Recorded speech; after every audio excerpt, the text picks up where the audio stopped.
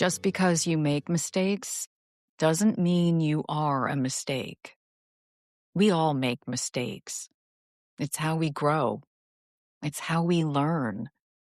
Sometimes we learn to do things differently, and sometimes we learn that mistakes are part of the process. An oops, not an identity. But there's a dangerous turning point many of us reach when we start to believe that we are a mistake. That's when mistakes stop being lessons and start becoming labels. And when we internalize our failures, we block our own growth. The trap of perfectionism. When I was living in the dark, I believed I was a mistake.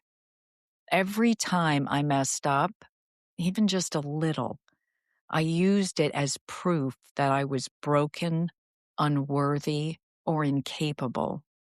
I set impossibly high standards for myself, and when I didn't meet them, I punished myself emotionally. I beat myself up. I questioned my worth. I kept mental score of every misstep. Perfection wasn't just the goal, it was a requirement.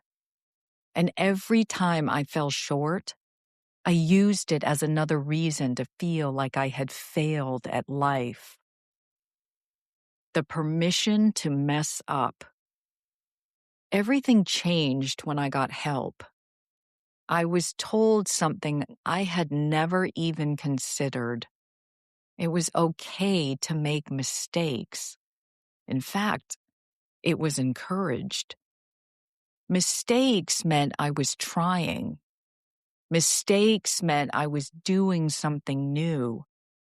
Mistakes meant I was taking action, even if the outcome didn't go as planned.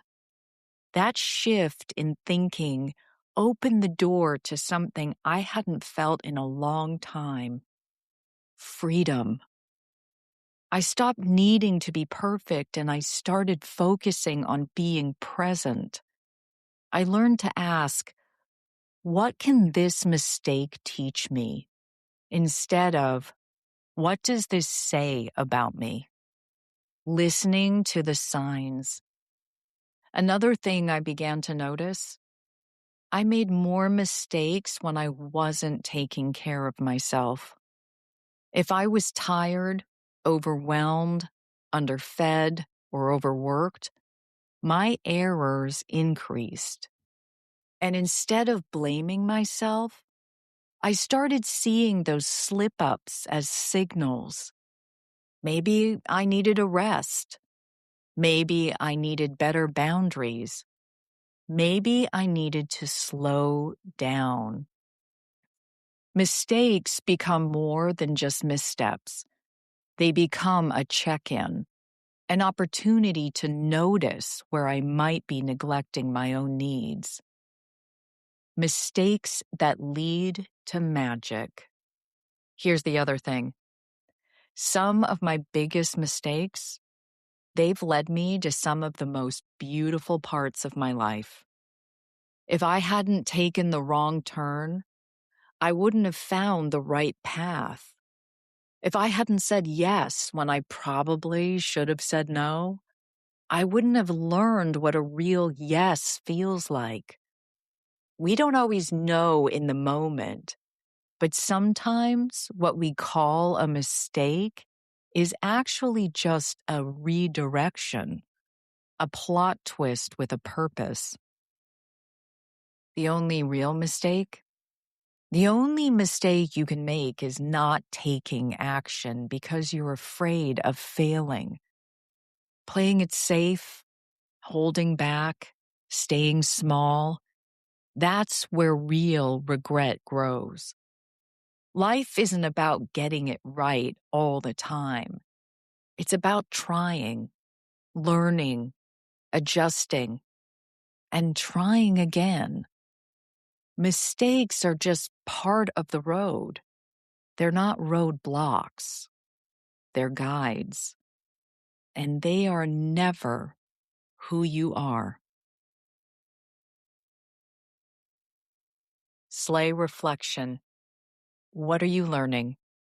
1. Do you tend to beat yourself up when you make a mistake? What does your inner voice sound like in those moments? 2. Have any of your past mistakes led to something unexpectedly positive? What did you learn? 3. What can you do to be more forgiving of yourself when you mess up? What would you say to a friend in your position? 4.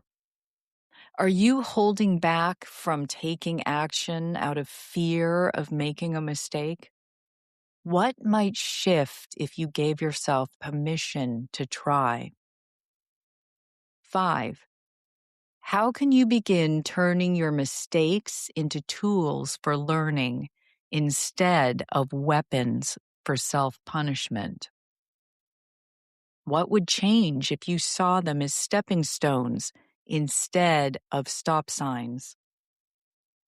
Call to action. Join the conversation. I'd love to hear from you.